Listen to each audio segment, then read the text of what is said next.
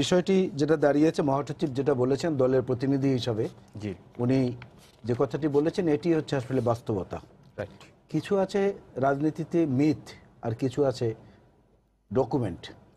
তো ডকুমেন্টারি যে পার্টটি আপনি দেখাতে চেয়েছেন, বাকি 5 জন সদস্যেরই মতামতটা কিন্তু আমরা ওইভাবে দেখিনি। আমরা 3 জনের বক্তব্য শুনেছি। তার মধ্যে একজন বলেছেন যে দলের সিদ্ধান্তের বাইরে আমি যাব না, এবং আজকে তিনি সেটা আবার রিপিট করেছেন।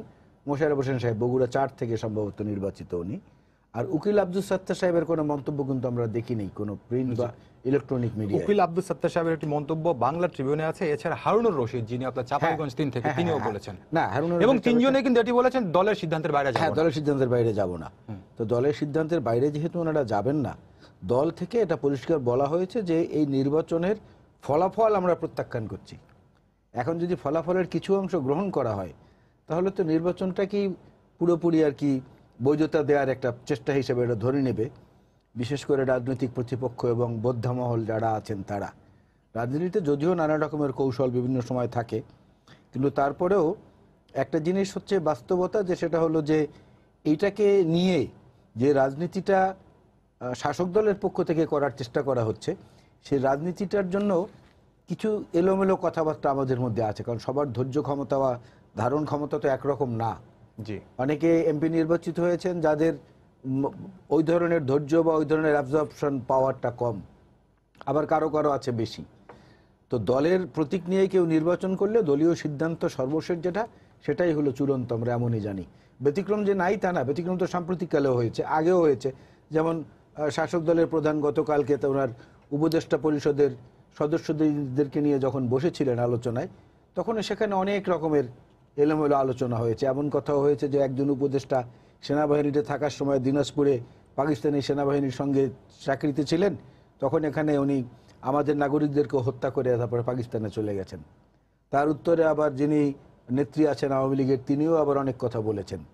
আবার দেখবেন যে 11 সময় কি হয়েছে সেগুলোও বলেছেন।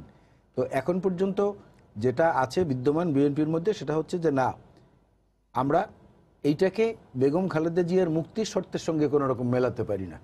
বাট একটা শব্দ যেটা বারবার উচ্চারিত হচ্ছে, সেটা কিন্তু প্রথম এসেছে শাসক দলের পক্ষ থেকে, আপনি লক্ষ্য করে দেখবেন, প্যারোল। এটা কিন্তু বিএনপির অভিধানে না, এটা একটা শিশু হিসেবে জন্ম দিয়েছে তারা, এখন লালন পালনও করছে তারা। প্রশ্নের জবাবে মন্ত্রী, স্বরাষ্ট্রমন্ত্রী বলেছিলেন। হ্যাঁ, বলেছিলেন, প্রশ্নের জবাবে বলেছিলেন। এটা ওখান থেকেই প্রথম এসেছে। আমরা এটা সম্মতি বা অসম্মতি কোনো প্রসঙ্গেই আনি নাই। একটা জিনিস অনেকেই বলে থাকেন যে আপনাদের মহাসচিব বলেছেন যে এটা দেশনেত্রী বেগম খালেদা জিয়ার পরিবার এবং ওনার ব্যক্তিগত বিষয়। ডেফিনেটলি এটা তো উনি বলেছেন, কিন্তু একটা কথা আমাদেরকে মনে রাখতে হবে, খুব বেশি দূরে যাওয়ার দরকার নেই। 82 থেকে 90-এর ওই চ্যাপ্টারটাও আমি এখানে খুব বেশি করে আনতে চাই না। মঈনুদ্দিন ফখরুদ্দিনের সময়ের আমলে আমরা দেখেছি, আপনারা মিডিয়ায়ও প্রকাশ করেছেন, পরবর্তীতে এই নিয়ে অনেক গ্রন্থ লেখা হয়েছে, যে বেগম খালেদা জিয়ার 2 ছেলেকে গ্রেফতার করে তাদেরকে নির্যাতন করা অবস্থায় সেই তাদের আত্মচিৎকারের ভয়েস রেকর্ড এটা বেগম খালেদা জিয়াকে শোনানো হয়েছে, এবং বলা হয়েছে যে আপনি দেশ ছেড়ে যান, তাহলে আপনার ছেলেদেরকে ছেড়ে দেওয়া হবে। উনি তখন একটি স্টেটমেন্ট দিয়েছিলেন যে আমার 2 সন্তানকে আমি আল্লাহর উপরে ছেড়ে দিলাম, কারণ বাংলাদেশের এই যে কোটি কোটি মানুষ, 12-13 কোটি মানুষ ওই সময়কার, এরা সবাই আমার সন্তান। সেই বেগম খালেদা জিয়ার জন্য প্যারোলের দাবি তুলবে বিএনপির পক্ষ থেকে, এটা যায় না, ওই অ্যাটিটিউডের সঙ্গে এটা যায় না, এবং এটা হবেও না আমার ধারণা। সুতরাং ওই কথাটি গুরুত্ব না দিয়ে, ওইটা নিয়ে তর্ক না করে, আমরা যদি বরং আমাদের সামাজিক দায়বদ্ধতা থেকে এবং রাজনীতিবিদদের যে একটা জবাবদিহিতা মানুষের কাছে আছে, সেইখানে আজকে সমাজে যে অস্থিরতা, আজকে যে আমাদের সামনে রমজান, এই উপলক্ষে যে নিত্য প্রয়োজনীয় দ্রব্যমূল্যের দাম কেন বাড়ছে, আগেই বাড়ছে, বলা হচ্ছে রমজানে বাড়বে না, তার মানে এখন বেড়ে 500 গুণ হবে, রমজানের সময় আর বাড়বে না। এবং রমজানের সময়ের বিশেষ করে ইফতারি তৈরির সময়ের যে খোলা চুলোগুলো থাকবে, বিশেষ করে ঢাকা সিটিতে, এগুলো থেকে আবার কোনো বনানী কিংবা অন্য অন্য জায়গার আগুনের মতো মারাত্মক ঘটনা না ঘটে। এবং এই যে গত 15 দিনে 39টি শিশু ধর্ষিত হয়েছে সারা দেশে, 1 তারিখ থেকে 15 তারিখ পর্যন্ত। এই যে ওইসব ওয়ার্ল্ড ইন্ডেক্সে যেটা দেখানো হয়েছে সামাজিক দায়বদ্ধতার, সেটা দেখা হয়েছে যে Bangladesh is the 4th worst sexually হ্যাটেড city. আলাদা এই প্রসঙ্গে আলোচনা আপনার কাছে এই আসবো, জিনিসগুলোর দিকে মনোযোগ দেওয়া উচিত, এইটা খুব বেশি এই প্রসঙ্গের আলোচনা আইনমাফিক হবে, যে আলোচনা আসবে। আর আপনি একটি কথা বলছেন যে এখন পর্যন্ত সিদ্ধান্ত হচ্ছে আপনারা যে শপথ নিচ্ছে না বিএনপির সংসদ সদস্যরা, তা যদি বলি যে এই আরো তো বাকি আছে সময় কিছুদিন, এই সিদ্ধান্ত কি পরিবর্তন হতে পারে নাকি এটা সময় বলবে? না সিদ্ধান্ত পরিবর্তন হবে বা হবে না এটা এখনই বলার সময় আসেনি, কারণ এখানে কিন্তু আরেকটি জিনিস আছে, সেটা হলো এইটা খুব আলোচিত কম হচ্ছে। এটা একজন সাবেক এমপি হিসেবে আমার জানা আছে, এই জন্য আমি বলি স্পিকার, মাননীয় স্পিকার যদি ইচ্ছা করেন তাহলে কিন্তু উনি আবার সময়টা বাড়াতে পারেন, বা এমপির আবেদন করলেও বাড়াতে পারেন। হ্যাঁ আবেদন করলেও বাড়াতে পারেন, অথবা উনি স্বপ্রণোদিত হয়েও বাড়াতে পারেন। জি, একটা সুযোগ কিন্তু রয়েছে। জি, তার মধ্যে যদি এইসব অবস্থার পরিবর্তন হয়, আমরা দেখি যে না দায়বদ্ধতা আছে, শাসক দলও মনে করছে যে সুশাসনের যে অভাবটা সেটা আমরা একে একে পূরণ করার চেষ্টা করছি, অনেক কিছুই পরিবর্তন হতে পারে। জি, ধন্যবাদ আপনাকে। আহমদ হোসেন, আপনার কাছে আসতে চাই, আপনি আদালতের কথা শুনছিলেন, নিশ্চয়ই সেগুলোর উত্তর দেবেন। সঙ্গে একটি প্রশ্ন করতে, সেটি হচ্ছে বিএনপি থেকে যারা সংসদ সদস্য নির্বাচিত হয়েছেন তারা শপথ নিক, তাদের শপথ নেওয়া উচিত, এ ধরনের বক্তব্য আমরা সরকারের বিভিন্ন পর্যায়ের মন্ত্রীদের কাছ থেকে শুনি, আওয়ামী লীগ নেতাদের কাছ থেকে শুনি। তো বিএনপি শপথ নেবে কি নেবে না সেটি তো বিএনপির সিদ্ধান্ত। আওয়ামী লীগ যখন এই ব্যাপারে কথা বলে তখনই তো বিষয়টা এরকম প্রশ্ন উঠে, কেউ কেউ করেন যে বিএনপি সংসদে না গেলে বা সংসদে না থাকলে আওয়ামী লীগকে কিছুটা অস্বস্তিতে ভোগে কিনা। ধন্যবাদ আপনাকে। জি, আমরা যেটা বলছি এটা পার্লামেন্টের পলিটিক্সে আমরা বিশ্বাস করি, এবং পার্লামেন্টের মেম্বার যারা আছে সে যে পার্টিরই হোক তাদের পার্লামেন্টে যাওয়া উচিত, পার্লামেন্টে কথা বলা উচিত, পার্লামেন্টকে কার্যকর করা উচিত।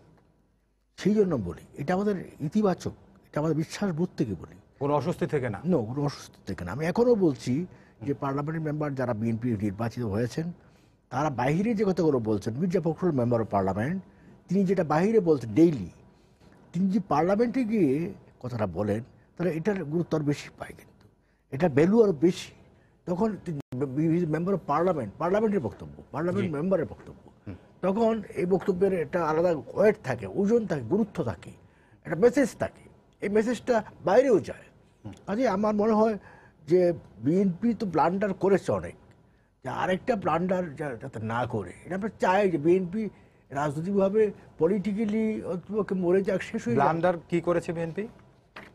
বিএনপি তো ব্লান্ডার করেছে, বিএনপি প্রথম ব্লান্ডার করে 2014 সালের নির্বাচন না এসে একটি আত্মহত্যার মতো একটি ব্লান্ডার করেছিল। বিএনপি তখন দাবি ছিল তাদের দাবি, ওই দাবি যে দাবি, ওই দাবি তো এইবারও ছিল। ওই দাবি এবার বিএনপি বলেছে আন্দোলনের অংশ হিসেবে ওই দাবি, এইগুলো হচ্ছে কৌশলিকতা। প্রথম বলেছে যে শেখ হাসিনার অধীনে নির্বাচনেই তারা যাবে না, তত্ত্বাবধায়ক ছাড়া তার কিছু মানেই না, নিরপেক্ষ নির্বাচন, নিরপেক্ষ সরকার ছাড়া তারা নির্বাচনেই যাবে না। অবশেষে তারা কিন্তু এসেছে, প্রথম বড় ডায়লগ দরকার এসেছে। এবার বিএনপি যেটি বলছে যে এবার নির্বাচন যেমনটা হয়েছে সে কারণে বিএনপি বলছে যে তারা যে 14তে যায়নি সেটি সঠিক সিদ্ধান্ত ছিল। তারা এখন শুনেন, আপনি খেলায় নামলেন, গোল খেয়েছেন, গোল খেয়ে আপনি খেলা প্রত্যাখ্যান করলেন, এটার কোনো ভ্যালু আছে? এটা গুরুত্ব আছে? গোল খেয়ে ফেলেছেন। বিএনপি তো বলতে তাদেরকে খেলতে দেওয়া হয়নি, সে কারণে তারা গোল খেলেছে, খেলতে, এবং শেষ পর্যন্ত আপনি দেখেন না পত্রিকা দেখে, ডক্টর কামাল হোসেন তাদের মুখপাত্র ছিলেন তখন, এখনো আছেন কিনা আমি জানি না, তো ঐক্যফ্রন্টের নেতা হিসেবে তিনি বলছেন যে শেষ পর্যন্ত, লাস্ট মোমেন্ট পর্যন্ত আর সেই নির্বাচন কেন্দ্রে আপনারা থাকবেন এবং ভোটের রেজাল্ট নিয়ে আপনারা বেরিয়ে আসবেন, ভোটের বিপ্লব হবে, ভোট বিপ্লব হবে আমাদের বিরুদ্ধে, নৌকার বিরুদ্ধে, কিন্তু আল্লাহর কি রহমত, ভোট বিপ্লব হয়ে গেছে তাদের বিরুদ্ধে।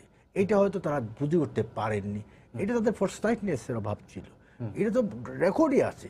সুতরাং তারা তো খেলায় নেমেছেন, ইলেকশন হয়েছে, পার্টিসিপেটিভ ইলেকশন হয়েছে। এবং আপনি একটা কথা আমি এখানে বলছি যে প্রধানমন্ত্রী বঙ্গবন্ধু কন্যা শেখ হাসিনা কি পৃথিবীর এমন কোনো দেশ বাকি আছে যে অভিনন্দন জানায়নি নির্বাচিত প্রধানমন্ত্রী হিসাবে? এর মধ্যে তৃতীয় মেয়াদে সরকার গঠন করার জন্য অভিনন্দন, নির্বাচনের জন্য, দিস ইজ নির্বাচনের ফলাফলের কারণে তো হয়েছে এটা। আচ্ছা, হ্যাঁ, যা 52 তাই 53, কিন্তু এটা আমরা বুঝে নিতে হবে যে প্রধানমন্ত্রী হিসেবে ওনাকে অ্যাপ্রিসিয়েট করার মানে কি, উনি ইলেক্টেড, যে সেখানে নির্বাচন হয়েছে, নির্বাচন সুষ্ঠু হয়েছে এবং সব পার্টিসিপেটরি নির্বাচন হয়েছে।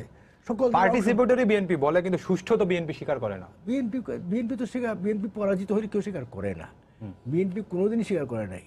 আওয়ামী লীগের কাছে পরাজিত হইলে, এবং তারা স্বীকার কখনো করবে না, বুঝছেন না? এই যে স্বীকার না করা, এটা হচ্ছে একটা বাস্তব বিবর্জিত কথাবার্তা। এখন আপনি এই যে আপনি বললেন যে বিষয়টি দলীয় পরিবারের ব্যাপার বা বেগম জিয়ার ব্যক্তিগত ব্যাপার, এর অর্থ কি? মির্জা ফখরুল বলতে চাচ্ছেন যে দলীয় ব্যাপার না, দলীয় বিষয় না, হয় দলের প্রধান তারা বেগম জিয়া, এটা তারা বলছেন না, এটা ওনার ব্যক্তিগত ব্যাপার।